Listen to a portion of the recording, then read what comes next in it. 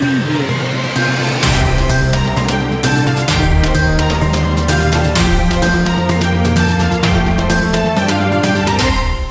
asalaamaaleykum yéen ñi nga xam ne yéen a taamu Time for Africa TV ba di fii cette année xabaar yi ci gën a fës nag bokk na ci baccalauréat 2022 foole nag ci lycée Sainte Bernadette candidat yi nga xam ne nag ñoo war a def baccalauréat ñoom gis nañ ne épreuve yi jamono ji abordable na lool da ngeen leen dégg ci bit journal bi gannaaw bu mu génnee àdduna nag ki nga xam ne mooy François Mancabou ni mu deyee nag askanu Sénégal àdduna ci ñi du ko ñaawlu foole nag ca ñoo di rip coalition Benno Bokk Yaakaar ñoom nag amal nañ fa ab meeting bu mag ngir élection législative yi war a am ci fanweeri fan ak benn ci weeru juillet loolu sax moo tax leader politique bii di Alioune Mané teewoon na fa moom gis mi ngi ñaawlu nag Ousmane Sonko wax ji nga xam ne waxoon na ko ci fan yu génn foole ca Casamance ni ki tey nag moom la ñuy màggal ci àdduna wërngal këpp bis bi nga xam ne moom lañ daal di jagleel ndaw yi nga xam ne dañoo daal di xarañam bis boole nag ban njëriñ la am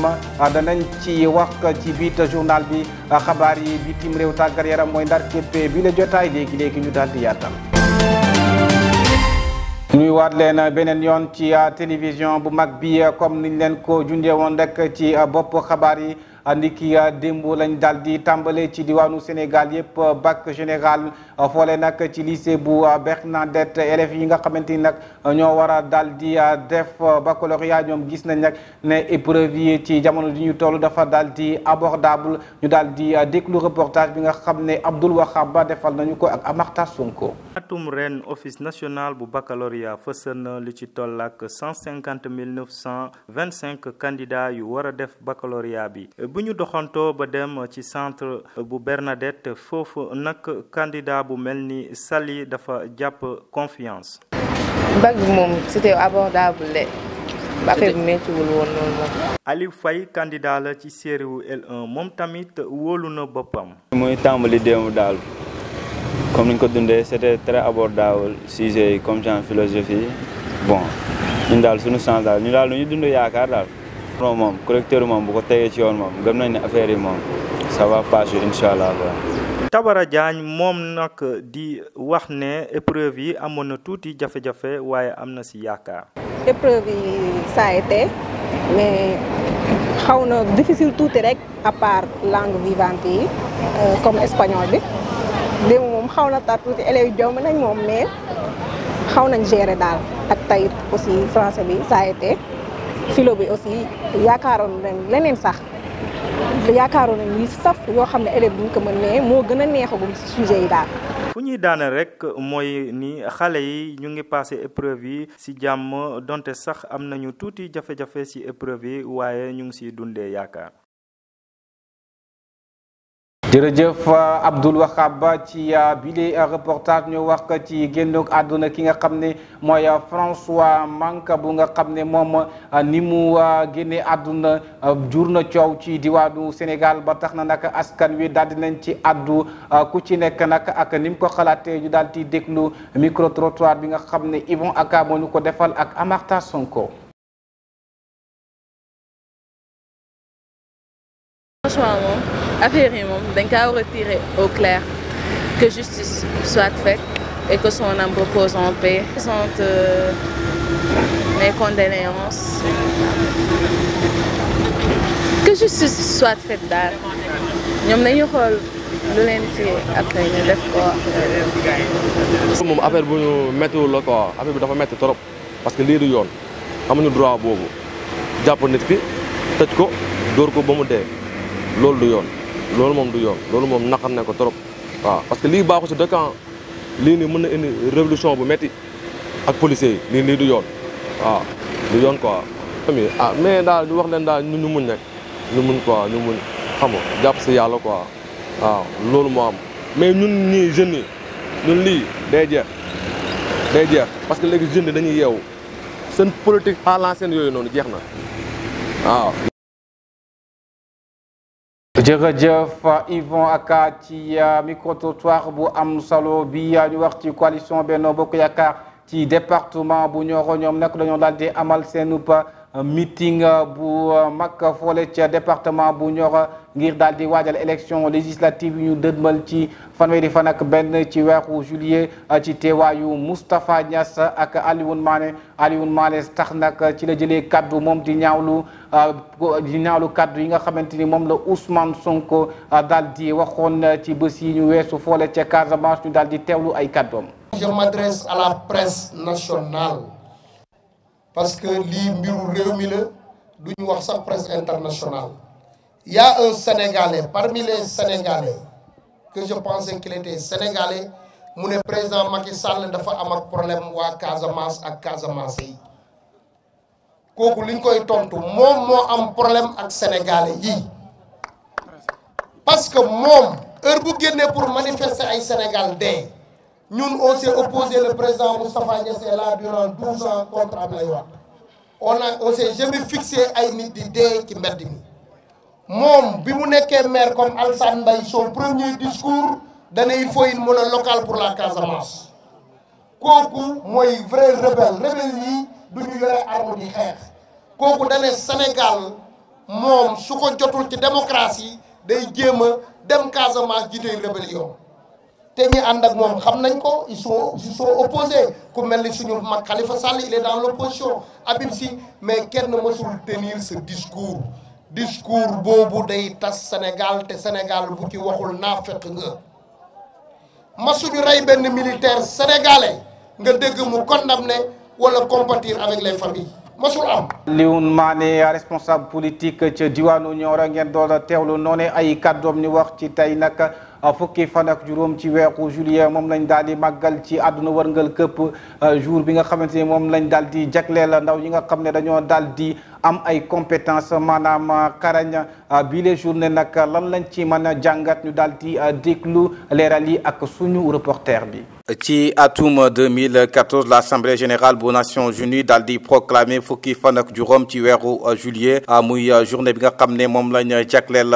compétence su ndaw ñi journée bi nag dañ koy célébrer ngir daal di wan njëriñ li nga xam ne moom la am stratégiquement ci naka la ñuy def ba ndaw yi daal di xarañ lool ci li ñuy yëngatu lu mel dana mën a yombal li nga xam ne mooy liggéey maanaam am xëy wala sax yëngatu li nga xam ne dafa jëm ci wàllum entrepreneuriat. Journée mondiale bu compétence bi ñu jagleel ndaw yi nag ci atum 2022 dana daal di dérouler ci ay relance yoo xam ne danañ ko jëmle ci wàllum socio-économique maanaam société bi ak wàllum koom ci mu tombanteeg climat boo xamante ni ci jamono ji ñu weesu nga xam ne Covid-19 dafa lëmbee àdduna bi ak changement climatique yi conflit yi ak pauvreté bi nga xam ne gën nañ ko nemmeeku ci àdduna bi évolution bi nga xam ne technologie bi tamit daal dina ko am ak transition démographique. Organisation bu Nations Unies nag ak ay agence yu ci mel ni UNESCO ak UNEVOC ñoom ñi leen dañ def seen kéem kàttan ngir daal di relever défis yi nga xam ne daal di relever défi bi nga xam ne bu jëm ci naka la ñuy def ci diwaanu àdduna ak jafe-jafe yi nga xam ne ndaw yi daal di dañ koy am ci seenu xarañte ñoom danañ daal di veiller ci mille mbir ngir daal gën a yombal ndaw yi yan pexe la ñuy def ngir daal ñu gën a xarañ lool ci seeni ay compétence lu nu mel nag dana tax ñu daal di ñi nga xamante ni amuñu benn compétence ndaw yi nga xam ne loolu dana tax ndaw yi nga xam ne amuñu benn compétence jànguñu nekkuñu étudiant amuñu tamit employé wala ay stagiaire ñu gën leen a tàggat ba nga xam ne ñoolee danañ mën a xarañ lool loola dana méngoog ak journée bi nga xamante ni tey dañ koo jagleel ndaw ñi mu nekk journée mondiale bu compétence su ndaw ñi. bari bitim réew ñu koy dooree ak foole ca Côte d'Ivoire ki nga xam ne nag mooy njiitu réew mi Alassane Ouattara moom nag ni ki démb la doon daal di dalal ñi nga xam ne ñoo ko fa daal di wuutu woon foole ca bopp nguur ga ku ci demee ni Henri Konan Bédié ak Laurent Gbagbo ñoom ñii nag nga xam ne ay ñoo ko daal di jiitu woon ca boolepp réew daal di nañ waxtaan ci naka la ñuy daal di def ba nga xam ne climat sociopolitique réew ma mën a am ak dal ak ci jàmm foole ca Côte d'Ivoire. gannaaw Côte d'Ivoire dañuy daal di wutali foole ca Madagascar gouvernement bi nag dafa daal di bëgg amal relance jëm ci vaccination coronavirus ñoom nag ñu daal di gis ne ci jamono ji nag lépp loo xam ne dafa jëm ci wàllum Covid-19 taux bi dafa daal di faible ñu gis na lu ci toll ak 5% ci population bi dañoo war a def li nga xam ne mooy vaccination loola sax moo daal di tax ministère malgache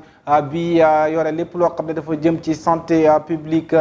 def ay campagne yu yees ngir vacciner lu ci tollook 20 raison ak ñett ci ay stratégie yoo xam ne dana tax ñu gën a jege population bi ngir ñu mën a vacciner wu. Hongrie ñoom nag duna amal benn loi bu jëm ci loi anti LGBT nag loi bii nag commission européenne ñoom daal di nañ ko naqaru ci ajuma ji loolee tax sax ñu daal di saisir cour justice bu union européenne ngir daal di contre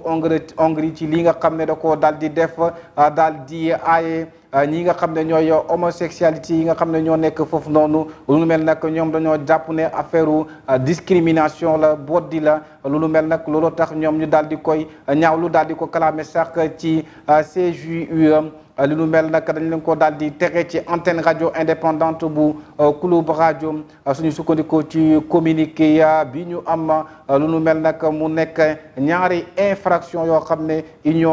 commission européenne moom dañ ko daal di ñaawlu ba fa ñaawlu daal di yem. ci àjjuma ji nag Israël dafa daal di jël décision digganteem ak Arabie Saoudite ngir daal di ubbi espace aérien bi lu nu mel nag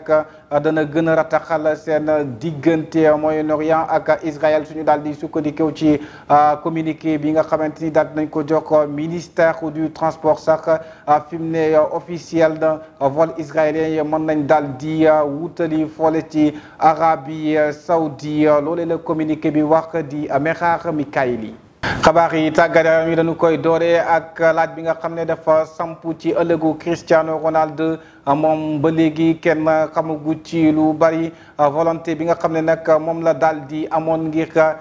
kiite foole di Manchester United bu ñu sukkandikoo woon sax ci Jorge Mendes moom jotoon na daal day fëgg ay porte yu baree bari bu ci demee ni club bi di Chelsea ak PSG mais ñaari club yi dafa mel ni daal di ubbi luñ ko buntu. Carlo Ancelotti moom dafa amal ab annonce jëm ci li nga xam ne mooy marché wu transfert moom mu gis ne Real Madrid warutoon daal activé wu ci lu jëm ci marché transfert moom nag bi ñu ko laajee ci Marca moom ci suite mercato bi moom mu gis ne Carlo Ancelotti bi amul benn mystère moom mu gis ne ci jamono ji mënut a wax ci benn signature daanaka li mu ci waroon wax rek waxoon na ko mu gis ne ci jamono ji nag signé wuñu pour kenn loolu technicien merengue bi daal di xamle. Naples nag ak départu Kalidou Koulibaly ñoom daal bëgguñoo mu daal di sedd ndaxte ñi ngi daal di waajal seen yeneen i plan bokk na ci naka la ñuy mën a def ba daal di koy